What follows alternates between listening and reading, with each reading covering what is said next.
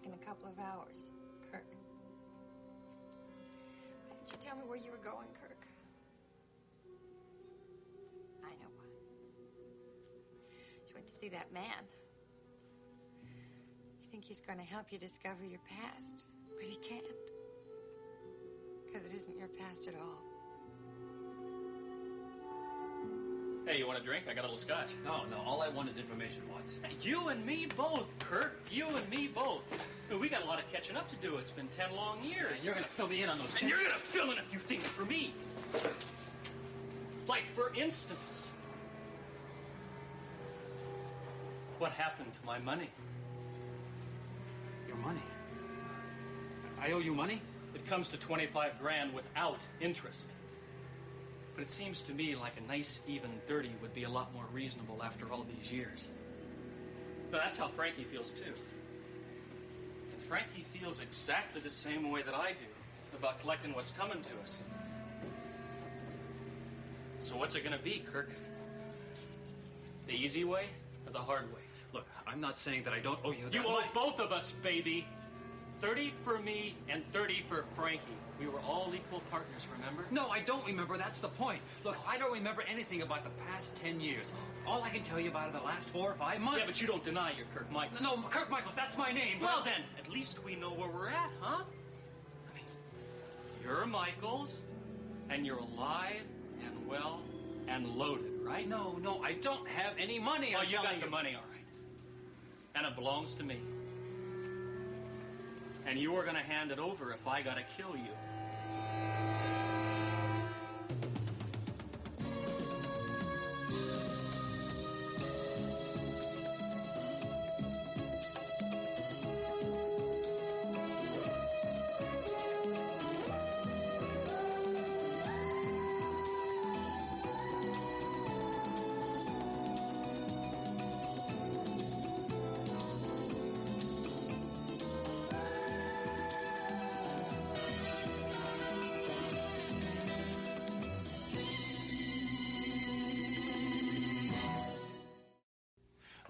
Try to understand. There's something wrong with me. I was in an accident. Whatever it was, it affected my memory. Hey, it's a nice story, Kirk. You working out alone, or did that fox of yours help? She's my wife. I married her 10 years ago. Well, the story isn't going to work. Look, Watts, I came here of my own volition, didn't I? Would I come here if I knew that I owed you all that money? Do you think I'd come in this place all by myself? Well, you knew we'd come after the money. So maybe you thought that you'd come out here and try to convince us that you were broke. I came here to find out about my past because I thought you would help me. Or maybe you came out here to try to take care of the problem another way. Stand up. What? Stand up!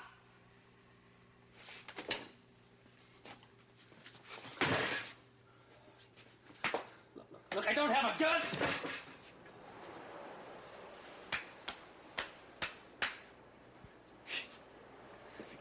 Figured you'd use your brains, huh? You always thought you had brains, Kirk. I remember that from the night I met you to plan that payroll job. I was involved in a robbery? I was involved in a robbery? Are you kidding? You worked it out, and you worked it out in your favor. I don't remember it. I don't remember a thing. It's going to be the perfect heist. 100 grand. You know, it may not sound like much now, but 10 years ago, it had a real nice sound to it. $25,000 apiece. Only we were going to split up into 2 teams. Me and Frankie, and you and Harry Williams. You remember Harry, don't you? No, I don't remember him. He got his in a crash on the freeway. You know, Frankie saw the cops scraping him off the road. And we also thought that you were dead. I was in the car. Yeah, you were supposedly thrown clear. Only you got up to run and the cops shot you down dead. At least that's what they reported. What'd you do, Kirk? You work out a little deal with them? I don't know. I swear I don't know. Yeah, well, it doesn't matter now. 'Cause you're here. And you're alive and well, and you're looking like $1 million. Well, at least 60 grand. Now, look, don't tell me you spent it. I don't want to hear that. I don't want to hear anything about bad debts or bad memory. All I want is my share. You understand? If I had it, I would give it to you. I couldn't rest knowing I had that kind of money. You don't know how many times I've dreamed about that money. Look at this rotten place. Handyman at an amusement park, painting wooden horses, watching the creeps out there, carrying on like a bunch of kids. Look, I don't remember. I don't remember the police, the robbery, the escape, nothing. You know, I am beginning to get a little upset. Look, if I had it, I don't have it now. Yeah, When they found me wandering in the woods, my pockets were empty. Yeah, people don't go around with 50 grand in their pocket. I mean, that's why they have banks and bonds and real estate. But the money is there. I don't know how to get it. Because something happened to your head, right? Right. Yeah, well, something else is... Something else is gonna happen to your head. Look, Watts. Why don't you relax and put the gun away? You're gonna kill me, and you're gonna kill me for no reason at all. And if you do kill me, Watts, you're never gonna get that money.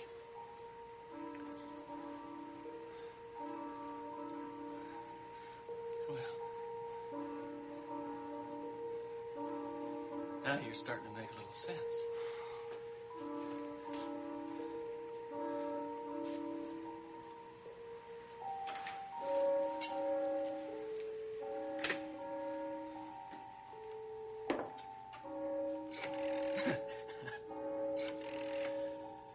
You know, Frankie is really going to enjoy this.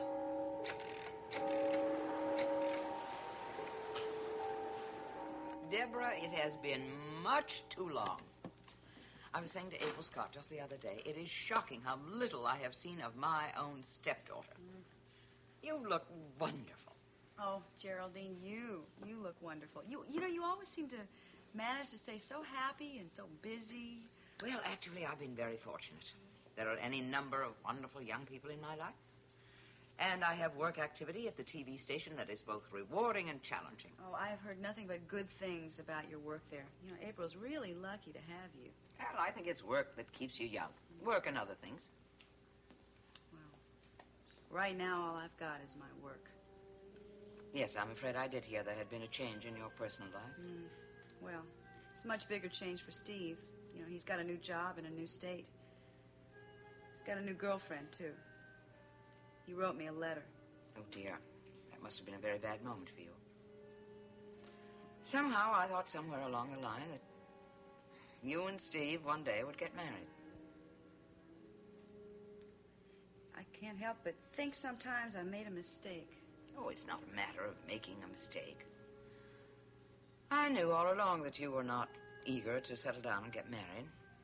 And I knew, too, that Steve always essentially has been a very old-fashioned man. He believes in home and family and marriage and children and all of those things. And I must say I agree with him completely. I'm sorry. That wasn't meant to be critical. Well, you don't have to worry about that. It's nothing that I haven't said to myself 100 times. I don't know why. I'm not sensible when I think about men. There must be something perverse about me. I mean, how else do you explain it? I mean, I always seem to fall in love with these guys that are either too wild or too old-fashioned or too rich or poor or what's left. Oh, I guess there could be something worse than that. And what would that be? Oh, I could be in love with a man who's in love with somebody else. Hello. Well, hello, Deborah.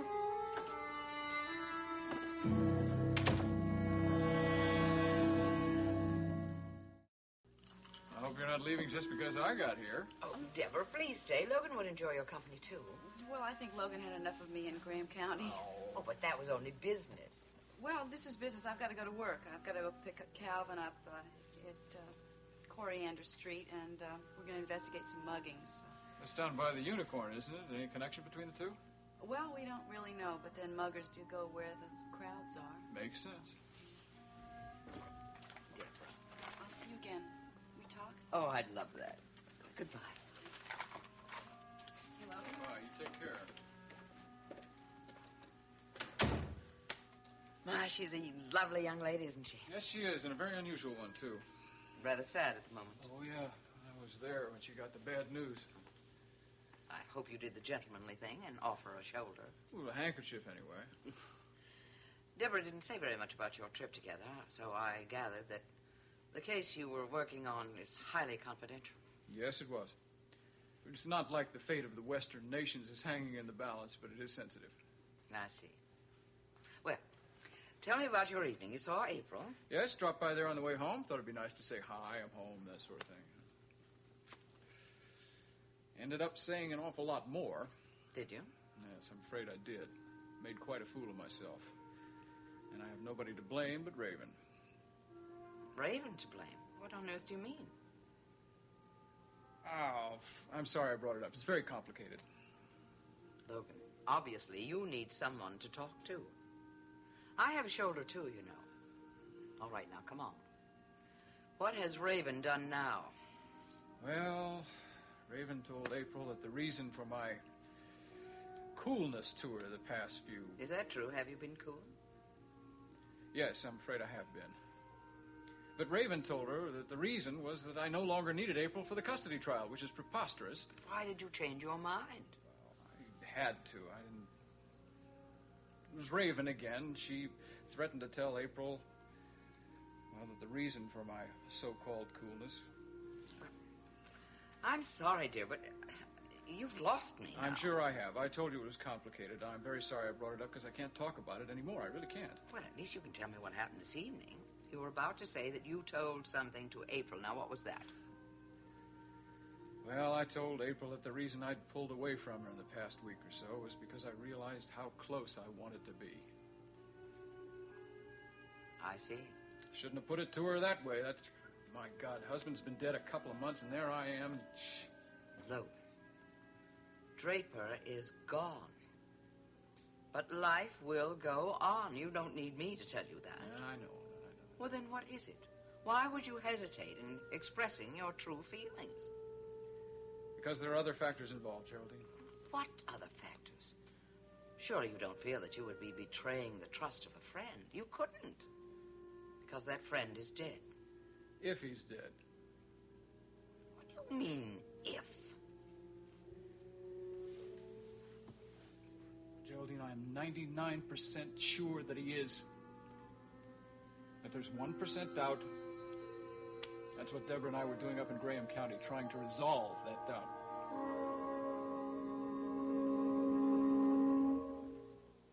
But, Logan, this is incredible. It's impossible. I have to ask you again, Geraldine, not to repeat this to anyone. Far too many people know about this autopsy as it is. Of course, I understand that. Certainly you don't want April knowing anything of this. Terrible, the thought that that child might wait for Draper to come home for the rest of her life. Certainly she'd never marry. No, I don't think she would. Good Lord.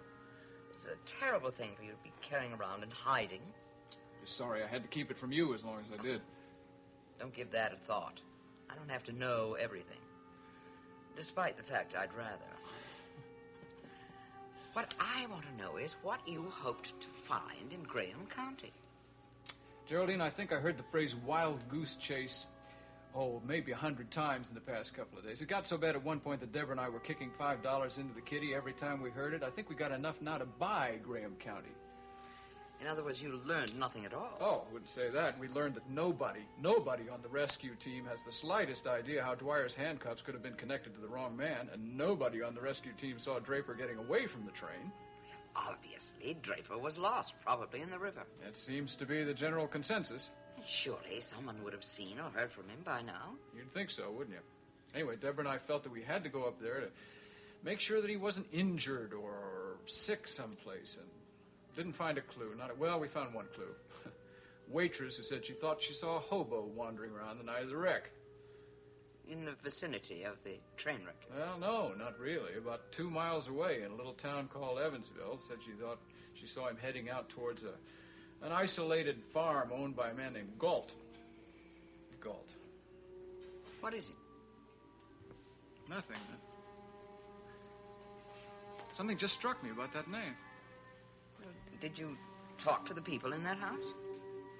People, no, I didn't. The house was all boarded up. There was a for sale sign out front. The house was a dead end as far as Deborah and I were. Galt. Why is that name so familiar? Where have I heard that name before?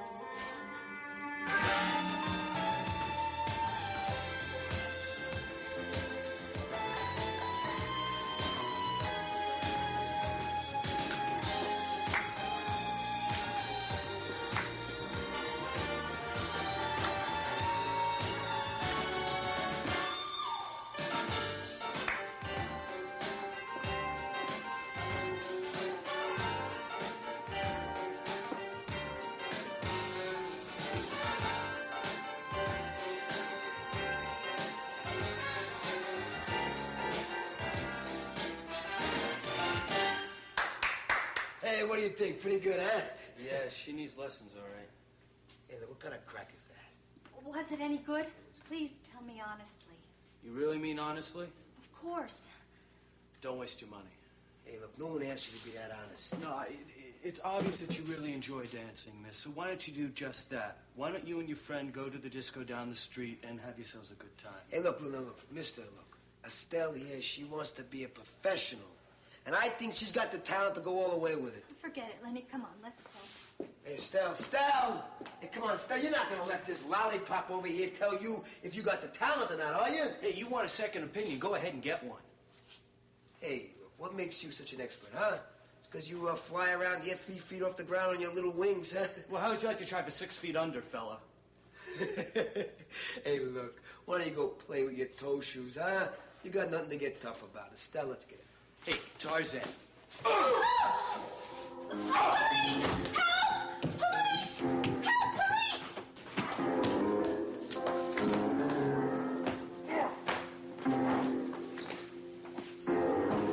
Okay, it's enough. Come on, it's enough. All right. What's going on here? This is a dance lesson. I was just giving a free sample.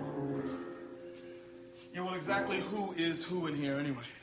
They came in asking about dance lessons. I just told them I didn't have room for the young lady. That's all. I check out with you? Yeah, that checks out with me fine. Okay, well, look, if that's all there is to it, why don't you two just leave? I mean, there are other studios in town. Okay, don't worry about it. We're going. Let's go. Let's get out of here. I'll see you.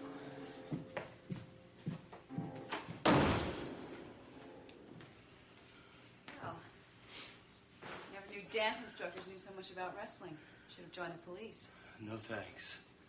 I like being what I am. I don't have to be a cop to prove myself. Yeah, well, you don't have to go around taking a slug at every guy who looks at you cross-eyed either. He did a little bit more than that. Like what? He said some things about dancing I didn't like. Oh, you mean he made cracks about your manhood? Oh, boy. You know what that's like. I went through that myself a long time ago. You? Why would anybody make cracks about cops? I mean, you guys are cops, aren't you? Yes, I'm Detective Deborah Saxon. This is Detective Calvin Stoner. Yeah, but we didn't get your name, mister. Gavin Wiley. What was this about? People making cracks about you? Look, if you repeat this, when I was, a kid, I wanted to be a dancer for a while. As a matter of fact, I even took a few lessons when my old man could afford it. Boy, that's a switch. You and I should trade fathers. Somehow I don't think it would have worked out. Come on, let's get back to work. Detectives, it's nice meeting you. Shut up.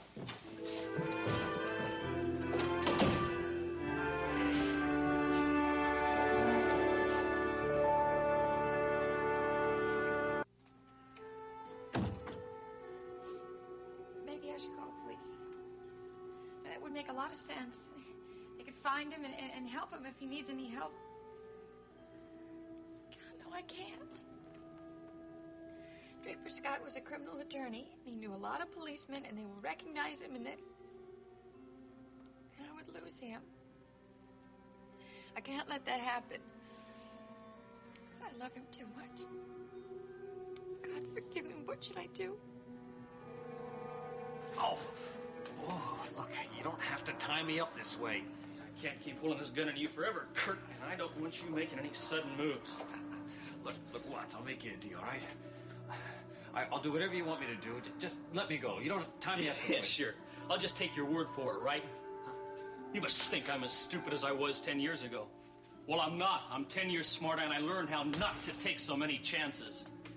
Look, it won't do you any good to tie me up this way. I can't give you what you want. Yeah, well, we'll see what Frankie has to say. Who's Frankie, your boss? Frankie's smart. Frankie started that payroll job, remember? No, I don't remember. Yeah, Frankie started it from the inside. We would have done just fine without you, Kirk. Look, I don't remember you, Frankie, or the job. See, that's one of the reasons why I know why you're lying. Because nobody can forget Frankie.